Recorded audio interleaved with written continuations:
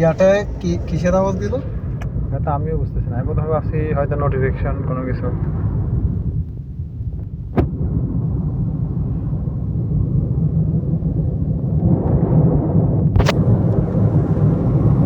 ডানে ঠিক আছে, ডান সাইড। ওকে। ওই দিন রাতে বেশি বাম সাইডে চলে গেছিল না? হ্যাঁ, আজকে ঠিক আছে। Driver king of Arman. ওই সামনে একটা মোড় আছে, ওটা